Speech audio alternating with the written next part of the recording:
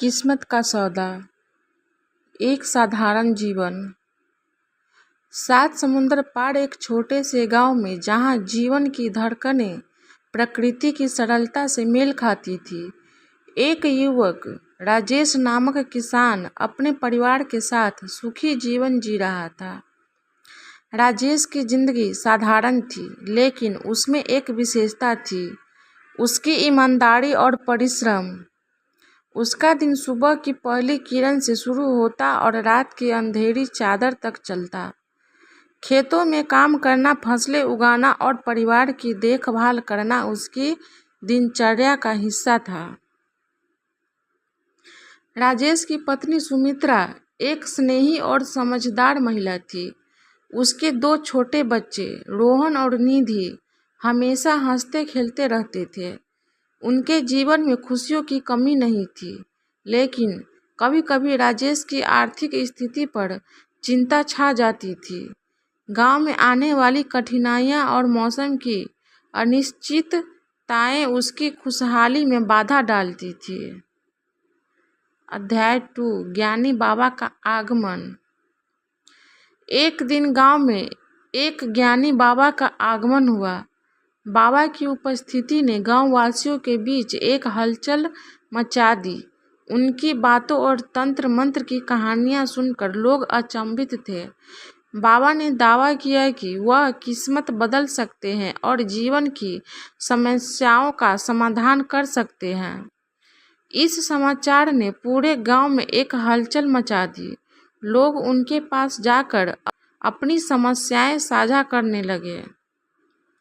राजेश ने भी बाबा के बारे में सुना और सोचा कि शायद उनकी मदद से उसकी कठिनाइयों का समाधान हो सके। उसने मन ही मन ठान लिया कि वह बाबा के पास जाएगा और अपनी किस्मत को बदलने का प्रयास करेगा। राजेश ने बाबा से मिलने का निश्चय किया। बाबा ने उसे देखने के बाद कहा, तुम्हारी किस्मत बदलने के लिए तुम्हें 3 कठिनाइयों को पार करना होगा। पहली कठिनाई है एक दुर्लभ जड़ी बूटी की खोज। दूसरी है एक खतरनाक जंगल को पार करना। और तीसरी है एक पुरानी किताब को ढूंढना जो अज्ञात भाषा में लिखी है। राजेश ने दृढ़ निश्चय किया कि वह इन सभी चुनौतियों का सामना करेगा। उसने सोचा कि यह उसकी किस्मत बदलने का एक बड़ा मौका हो सकता है। बाबा ने उसे जड़ी बूटी की खोज के लिए एक दिशा निर्देश दिया और कहा कि यह जड़ी बूटी केवल पर्वतों की ऊंचाइयों पर मिलती है। राजेश ने पर्वतों की ओर यात्रा शुरू की। यह यात्रा कठिन थी, लेकिन उसने अपने संकल्प को मजबूत रखा। रास्ते में कई कठिनाइयों का सामना करना पड़ा। खतरनाक ढलानों पर चढ़ना, ठंडी हवाओं का सामना करना और जंगली जानवरों से बचना। लेकिन उसकी मेहनत रंग लाई और उसने अंततः जड़ी बूटी खोज ली। वह जड़ी बूटी उसे बाबा की बताई गई जगह पर मिली। राजेश ने जड़ी बूटी को बाबा को सौंपा। अब दूसरी चुनौती का सामना करने के लिए तैयार हो गया। बाबा ने उसे एक खतरनाक जंगल को पार करने की चुनौती दी थी, जिसमें कई रहस्यमय और खतरनाक प्राणी रहते थे। राजेश ने जंगल की ओर यात्रा की। जंगल का माहौल भयावह था। अंधेरा, घने पेड़ और असामान्य ध्वनियां उसे डराने लगी, लेकिन उसने खुद को संयमित रखा और धीरे धीरे जंगल के भीतर गहराई में गया। जंगल की गहराइयों में उसे कई अजीब और खतरनाक प्राणियों का सामना करना पड़ा। एक समय तो उसे एक विशालकाय सांप का सामना करना पड़ा, लेकिन उसने अपनी बुद्धिमत्ता और साहस का प्रयास कर सांप से बचाव किया। आखिरकार राजेश ने जंगल की गहराइयों में एक पुराना मंदिर खोजा, जिसमें एक पुरानी किताब रखी हुई थी। किताब को लेकर वह जंगल से बाहर आया और बाबा के पास लौटा। राजेश ने किताब को बाबा को सौंपा। बाबा ने किताब को देखा और कहा, अब तुम्हारी अंतिम परीक्षा बाकी है। तुम्हें इस किताब की अज्ञात भाषा को समझना होगा। इसमें एक खास मंत्र लिखा है जो तुम्हारी किस्मत को बदल देगा। राजेश ने किताब को समझने के लिए अध्ययन शुरू किया। किताब की भाषा जटिल थी, लेकिन उसने अपने प्रयास और लगन से इसका अध्ययन किया। अंततः उसने मंत्र को समझ लिया और उसे प्रयोग में लाने की तैयारी की। राजेश ने मंत्र को सही तरीके से प्रयोग किया। शुरू में सब कुछ ठीक लग रहा था, लेकिन धीरे धीरे उसे महसूस हुआ कि किस्मत बदलने के लिए बहुत कुछ खोना पड़ रहा है। उसका परिवार परेशान हो गया और उसकी मेहनत का फल भी कम होने लगा।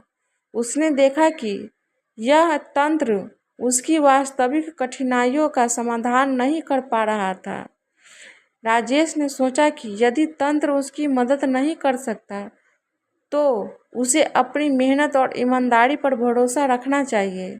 उसने बाबा से मिले अनुभवों को आत्मसात किया और अपने जीवन की सच्चाई को समझा।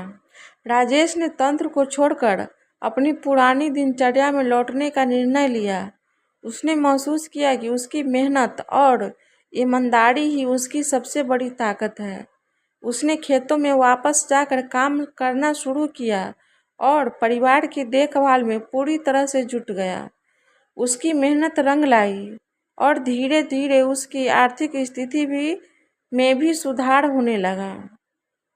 राजेश ने गांव में अपनी अनुभवों को साझा किया और लोगों को बताया कि किस्मत के साथ सौदा करने की बजाय खुद की मेहनत और सच्चाई पर भरोसा करना चाहिए। गांव में उसके प्रयासों की सराहना होने लगी और लोग उसकी सलाह मानने लगे। राजेश ने गांव में एक स्कूल खोलने का निर्णय लिया ताकि बच्चों को शिक्षा प्राप्त हो सके। उसने अपने अनुभवों को साझा किया और गांव के बच्चों को प्रेरित किया। उसकी मेहनत और ईमानदारी की कहानियाँ फैल गई और वह सभी के लिए प्रेरणा का स्रोत बन गया। वह जानता था कि किस्मत का सौदा केवल एक मिथक था और सच्ची सफलता मेहनत और समर्पण से मिलती है। उसने अपने जीवन के अनुभवों से सीखा कि भाग्य खुद से नहीं बल्कि अपने कर्मों से बनता है। राजेश ने एक नई शुरुआत की और अपने जीवन को बेहतर बनाने में सफल रहा।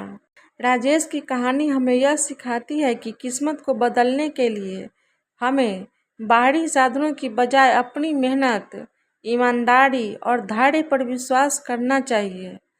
किस्मत का सौदा अंततः हमें यह समझाने में मदद करता है कि सच्ची सफलता और खुशियाँ अपनी मेहनत और कर्मों से मिलती है, न कि तंत्र मंत्र से। धन्यवाद।